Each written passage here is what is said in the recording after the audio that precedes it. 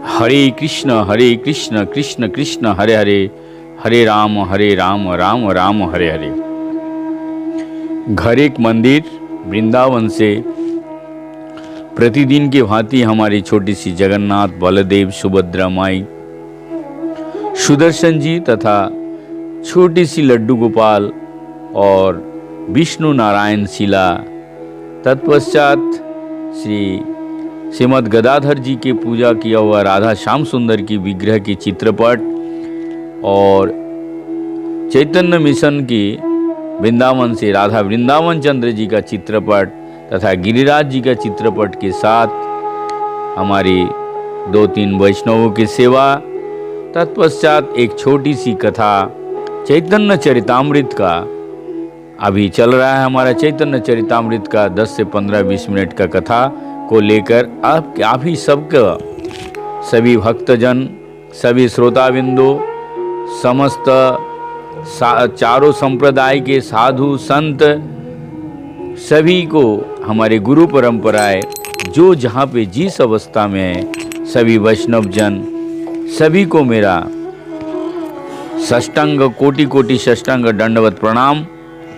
आप सबका पुष्पांजलि हेतु, पुष्पांजलि के तरफ से आज हमारा जो चैतन्य चरितामृत में रथ यात्रा शुरू हो गया है। श्री चैतन्य महाप्रभु ने भगवान जगन्नाथ से इस प्रकार कहा, आप वही कृष्ण हैं और मैं वही राधा रानी हूँ।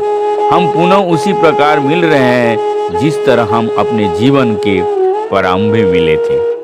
वो ध्यान से सुनिएगा। तथापि हमारो मन हरे वृंदावन, वृंदावने उदय कराओ आपन चरण। यद्यपि हम दोनों वही हैं, किंतु आज भी मेरा मन वृंदावन धाम के प्रति आकृष्ट होता है। मेरी इच्छा है कि आप पुनः वृंदावन में अपने चरण कमल रखें। यहाँ लोकारण्य हाथी घोड़ा रथ ध्वनि, तहाँ पुष्परण्य भिंग पिकनाद सुनी। बहुत ध्यान से सुनिएगा। कुरुक्षेत्र में लोगों की भीड़ है, अनेक हाथी घोड़े तथा घर घर करते रथ है, किंतु वृंदावन में फूल के बाग हैं और उनमें मधुमक्खियों की गुंजार तथा पंछियों की चहचहाट सुनी जा सकती है। यहाँ राजा बेसे संगे सब क्षत्रिय गण, तहाँ गोपो बेसे संगे मुरली बदन।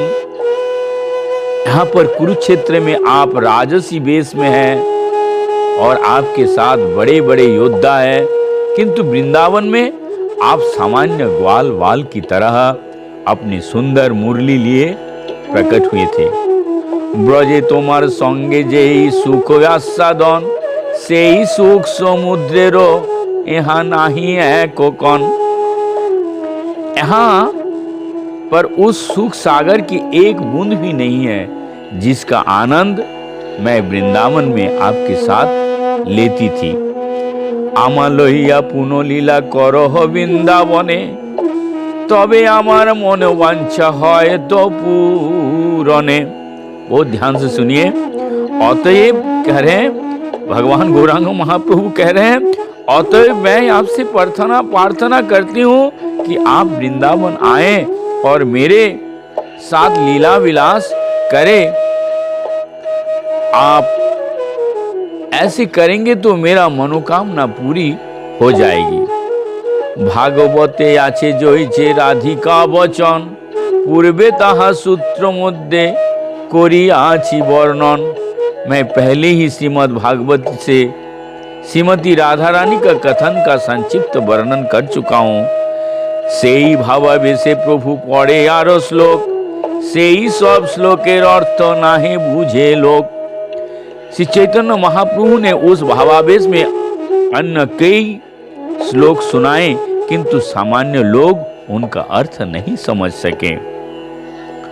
स्वरूप गोसाई जाने ना कहे अर्थ तार, सिरूप गोसाई कोइलो से अर्थ प्रचार। इन श्लोकों का अर्थ स्वरूप दामोदर गोस्वामी को ज्ञात था, किंतु उन्होंने इसे प्रकट नहीं किया। फिर भी श्री रूप गोस्वामी ने इसका अर्थ विज्ञापित किया है। स्वरूप संगे जार अर्थ करे आस्वादन, नित्य मध्य से श्लोक करें पठन। नाचते हुए श्री चैतन्य महाप्रभु ने निम्नलिखित श्लोकों पढ़ना शुरू किया, जिसका आस्वादन उन्होंने स्वरूप दामोदर गोस्वामी के साथ किया। आहुश्चेतन लील नाभ पदारविंदम, जोगेश्वर हृदि विचिन्तमागधवैध, संसार कूप पतितोतारणावलम्बम, गेहं जुषामपि मनुष्य दियात्म सदा न। अर्थात गोपियों इस प्रकार बोली, हे कोमल नाम, जो लोग भौतिकी संसारी रूप में गहरे कुएं में गिर चुके हैं, उनके लिए आपके चरण कमल ही एकमात्र आश्रय है। बहुत ध्यान से सुनिए। आपके चरणों की पूजा तथा उनका ध्यान बड़े बड़े योगी तथा विद्वान दार्शनिक करते हैं। हम चाहते हैं कि वो ही चरण कमल हमारे हृदय में भी उदित हो। यद्यपि हम सभी गोपियां गृहस्थी के कार्य में संलग्न रहने वाले सामान्य स्त्री हों। ये उदाहरण श्रीमद् भागवत दशम स्कंद का है। गोपियों कभी कर्म योग, ज्ञान योग तथा ध्यान योग में रुचि नहीं थी। वे तो एकमात्र भक्ति योग में रुचि रखती थी। जब तक उन्हें व्याध्य नहीं किया गया, उन्होंने भगवान के चरण कमलों का ध्यान करना नहीं चाहा। प्रत्युत वह उन चरण कमलों को अपने वृक्ष स्थल पर रखना चाहती थी। कभी कभी उन्हें खेद होता था कि उनके वक्ष स्थल इतने कठोर है, जिससे उन्हें भय था कि कृष्ण अपने कमल चरण उनके चरण कमल उन पर ना रखना चाहे। तब जब वृंदावन के चारगाहों को बालू के कण उनके चरण कमलों में गड़ जाते, तो गोपियां को वेदना होती और वे रोने लगती। गोपियां कृष्ण को हमेशा अपने पास घर पर रखना चाहती थी। इस प्रकार उनके मन कृष्ण भावनामृत में मगन रहते थे। ऐसे शुद्ध कृष्ण भावना केवल वृंदावन में ही प्रकट हो सकती है। इस प्रकार से चैतन्य महाप्रभु गोपी भाव से संतृप्त अपने मन की बात बताने लगे। अन्येरो हृदय मन मोर मन वृंदावन, मने बने एक करी जानी, ताहा तुम्हार पदोदय करा हो यदि उदय, तबे तुम्हार पूर्ण कृपा मानी।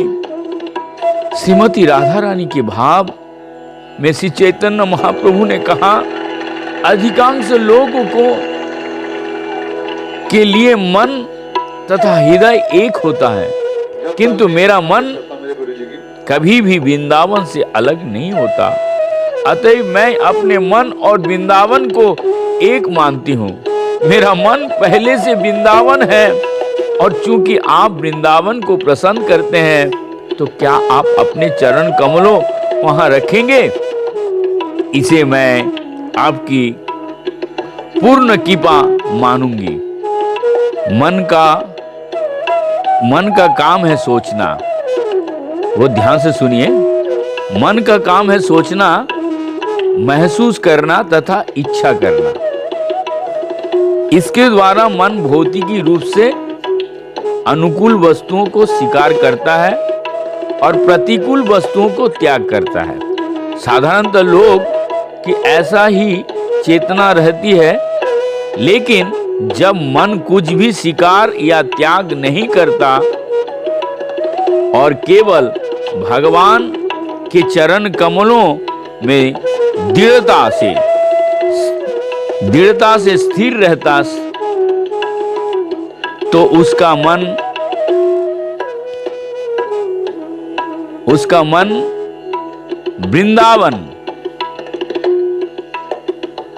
उसका मन वृंदावन के समान बन जाता।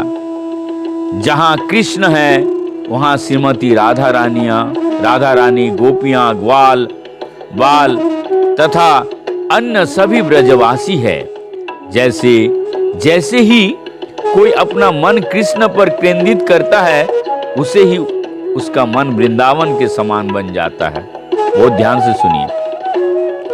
दूसरे शब्दों में, जब किसी का मन पूरी तरह भौतिकी इच्छाओं से मुक्त हो जाता है और पूर्ण पुरुषोत्तम भगवान की सेवा में ही लगा रहता है, तो वो भक्त कहीं और नहीं, केवल वृंदावन में ही निवास करता है। प्राणनाथ सुनो मोरो सत्य निवेदन, ब्रजे আমার सदन तहार तुम्हार संगम। हे प्रभु, कृपया मेरी सच्ची विनती सुने। मेरा घर वृंदावन है और मैं वहीं आपका सान्निध्य चाहती हूँ, किंतु यदि मुझे सान्निध्य नहीं मिला तो मेरा जीवन दुर्भर हो जाएगा। बहुत ध्यान से सुनिए राधा रानी क्या कह रही है। जब मनुष्य का मन उपाधियों से मुक्त रहता है, तभी वो पूर्ण पुरुषोत्तम भगवान की सान्निध्य की इच्छा कर सकता है। मन के लिए कुछ ना कुछ कार्य होना चाहिए। यदि मनुष्य को भौतिकी बातें से मुक्त होना है तो उसका मन खाली नहीं रह सकता। उसका पास सोचने, अनुभव करने तथा चाहने के लिए कुछ ना कुछ होना ही चाहिए। यदि मनुष्य का मन कृष्ण संबंधी विचारों से, कृष्ण के लिए भावों से और कृष्ण की सेवा करने की इच्छा से नहीं भरा है, तो उसका मन भौतिकी कार्यकलापों से भर जाएगा। जिन्होंने सारे भौतिकी कार्यकलापों का परित्याग कर दिया है और उनके विषय में सोचना बंद कर दिया है, उन्हें कृष्ण का चिंतन करने की अभिलाषा बनाए रखनी चाहिए। कृष्ण के बिना मनुष्य रह नहीं सकता, जिस तरह वो अपने मन के किसी मनोरंजन के बिना नहीं रह सकता।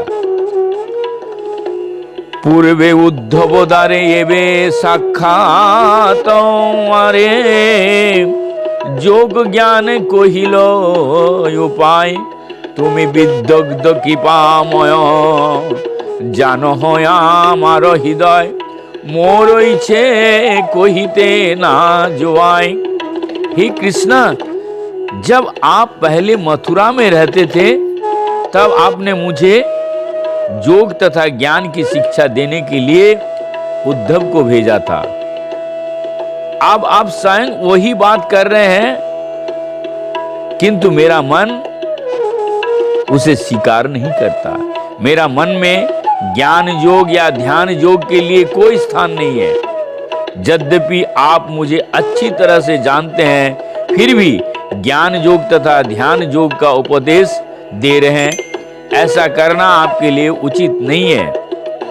यहाँ पर जो कृष्ण के विचार में सदा मग्न रहता है, उसे परम सत्य का खोज करने की चिंतन विधि अर्थात योग की विधि अच्छी नहीं लगती। भक्त कभी भी चिंतनशील कार्य में रुचि नहीं दिखाता। उसे ज्ञान का अनुशीलन या योग का अभ्यास करने की बजाय मंदिर में आर्य विग्रह का पूजा करने और भगवान की सेवा में निरंतर लगे रहना चाहिए। मंदिर में आर्य विग्रह की पूजा की भक्तगण भगवान के प्रत्यक्ष सेवा मानते हैं। भगवान की मूर्ति आर्य विग्रह आर्य अवतार कहलाती है। जो परम भगवान का भौतिकी पदार्थ में प्रकट होते हैं, अंततः पदार्थों में प्रकट कृष्ण अथवा आत्मा में प्रकट कृष्ण में कोई अंतर नहीं होता, क्योंकि दोनों ही उनकी शक्तियां हैं। कृष्ण के लिए पदार्थ और आत्मा में कोई अंतर नहीं है। अतः भौतिकी रूप में उनका प्रकट उनके मूल रूप में सच्चिदानंद विग्रह जितना ही अच्छा है। शास्त्रों द्वारा निर्धारित तथा गुरु द्वारा बतलाए गए विधि विधानों के अनुसार अर्च्य विग्रह पूजा में संलग्न भक्त को क्रमशः अनुभव होता है कि वो पूर्ण पुरुषोत्तम भगवान के प्रत्यक्ष संपर्क में है। अतः वो तथाकथित ध्यान, योग अभ्यास एवं मानसिक तर्क वितर्क में रुचि नहीं लेता। इसके साथ ही आज हम यहाँ पर विराम देंगे और सभी भक्तजनों से मेरा, क्योंकि चैतन्य चरितामृत सभी भक्त सुन भी नहीं सकते हैं, क्योंकि गौरांग बहुत कृपा यदि जिसके ऊपर होगा वही चैतन्य चरितामृत, चैतन्य भागवत और गौरवाणी प्रचाराय, ये बात उन्हीं लोग सुन सकते हैं। तो आप यदि सुन रहे हैं तो परम भाग्यशील, मैं तो यही बोलूंगा, और दूसरे को सुनाने का, क्योंकि गौरवाणी प्रचाराय दृढ़ संकल्प मूर्त है। गौरांग महाप्रभु के वाणी को प्रचार करना आपका कर्तव्य है। तो ये प्रचार कीजिए, करो प्रचार, हरि नाम सार। इसी के साथ जोर से बोलिए हरे कृष्ण कृष्ण कृष्ण हरे हरे, हरे राम राम राम हरे हरे।